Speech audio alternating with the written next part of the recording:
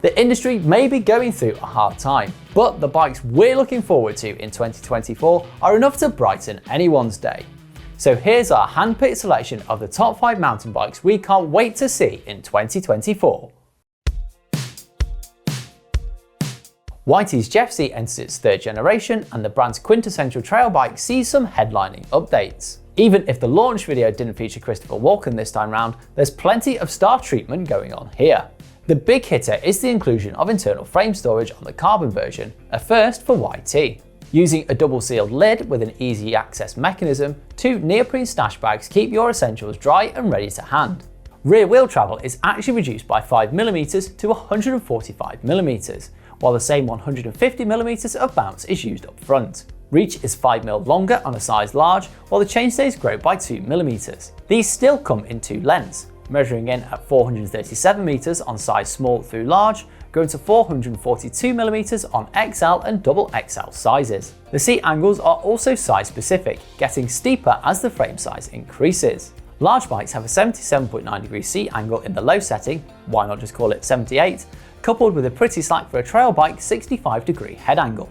There are 5 models to choose from in the new Jeffsy range, and our pick of the range has to be the middle £3,999 or $4,299 Core 3. Featuring that stunning carbon frame, it's also treated for Fox's Performance 36 fork and Float X shock, SRAM's GX Eagle drivetrain and Kodar brakes, and quality rolling stock from DT Swiss and Maxxis. If you want to know more about the new Jeffsy, then check out our first ride review with the link in the description. Canyon's first attempt at a trail version of its race-winning Lux was little more than a new front end tagged onto the existing rear triangle. The new Lux Trail though is a completely different beast, with a completely new and bespoke frame. Travel is bumped up to 115mm at the rear, while the slacker front end houses a 120mm fork. At 67 degrees, the head angle is still on the steeper side of the spectrum, but it's combined with a 480mm reach on a size large, making it 5mm longer than the supposedly much more aggressive YT. This should give it a capable yet agile feel on the trail. The biggest change to the geometry is the seat angle, which is 1.5 degrees steeper than before at 76 degrees. Praise the heavens, the bottom bracket is also threaded. Home mechanics rejoice. Other practical touches include internal frame storage and a multi-tool hidden under the top tube. Features that may not go down so well are the headset routed cables and one-piece handlebar and stem combo on the more expensive models. While these may make some flinch, the dropper posts and remote lockouts fitted to every model may win back some fans. What do you think? Would you purchase a bike with an integrated front end? Let us know in the comments. Canyon has always been known for offering decent value, and the Lux Trail is no different. Every model gets a dropper post, quality suspension from Fox or RockShox, and all but the cheapest 2 models get carbon fibre DT Swiss wheels. The base Lux Trail CF6 model is priced for a competitive £3,199 or $3,799, rising to a heady £8,099 or €8,299 for the range-topping CFR Limited. Note that the CFR is currently not available in the US, however. Boo! One of the biggest news stories of 2023 was the introduction of SRAM's Eagle Powertrain. This cutting-edge, holistic eMTB drive system is currently only available on a handful of bikes, one of which is Propain's Ekano CF. It's based on the existing Ekano AL and is also Propain's first carbon fibre e-mountain bike. With 170mm of travel out back and 180mm up front, the Ekano CF sits firmly in the e-Enduro category. The geometry is also right where you'd expect a bike aimed at big mountain terrain to sit. There's a slack 64-degree head angle to go with the steep 78-degree seat angle, while reach sits at 475mm for a size large. Unlike some bikes in the category though, the chainstays are the same across the size range, sitting on the longer side of the spectrum at 453mm.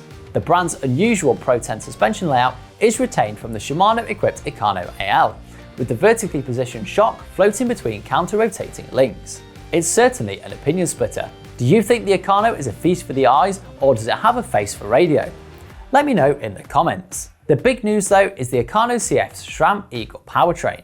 All 3 models in the range, starting at the €7,794 base, through to the eye-popping €11,299 factory model, utilise Eagle Powertrain and wireless SRAM transmissions.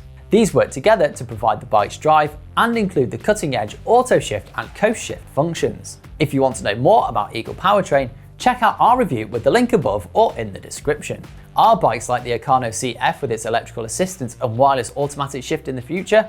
Drop us a comment to let us know.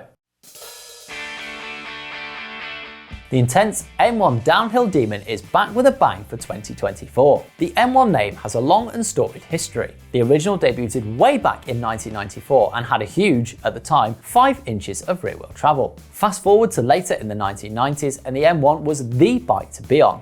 Not only was it ridden to success by intense factory riders Sean Palmer and later Chris Kavarik, but other brands clambered to slap their own names on M1 frames. Such was the performance of the bike. Giant, Mongoose, Harrow and more put them under the likes of Brian Lopes, Greg Minnaar and John Tomac, while Sam Hill started to make his name aboard an M1. The latest M1 looks to extend that racing pedigree. Due for release in the spring of 2024, the bike has already graced the podium under American shredder Dakota Norton. Little is known about the bike so far, other than it features a high pivot 6-bar suspension system with 203mm of travel and marks a return to aluminium construction. Intense's previous production downhill bike, the M29, used a carbon frame and used the brand's twin-link JS Tune suspension. Stay tuned to BikeRadar.com for more news on the M1 when we have it. Last but by no means least is the new Trek Slash. The Slash is one of the most eagerly anticipated Enduro bikes of 2024 and is already causing a storm thanks to its polarising looks. What do you think? Is the Slash a looker? You know the drill. Hit us up down in the comments with your thoughts.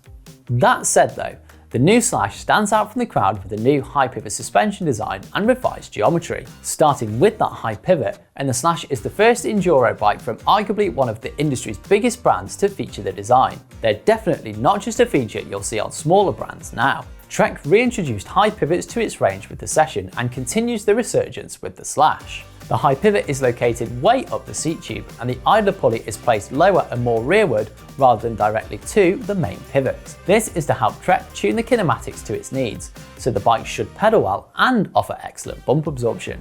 The geometry has been refined with a steeper 77° seat angle to help climbing performance, while the head angle now sits at a slack 63.5 degrees. This can be adjusted by a degree in either direction with aftermarket headset cups, while the suspension's progression can also be adjusted with a flip chip in the lower shock mount. This makes it compatible with coil or air shocks, with all bikes coming with the RockShox Vivid Air as standard. Travel is 170mm front and rear, which is 10mm more outback than the previous generation.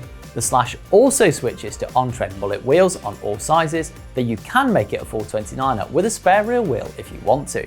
Available in 7 complete builds, the new Slash starts from £4,250 or $4,399 for the entry-level aluminium Slash 8 and rises to an eye-watering £11,750 or $11,499 for the range-topping 9.9 XX Axis T-Type. Does the new Slash live up to the hype? We tested it in our 2024 headliner bike test, so mosey on over to that video to find out what we think.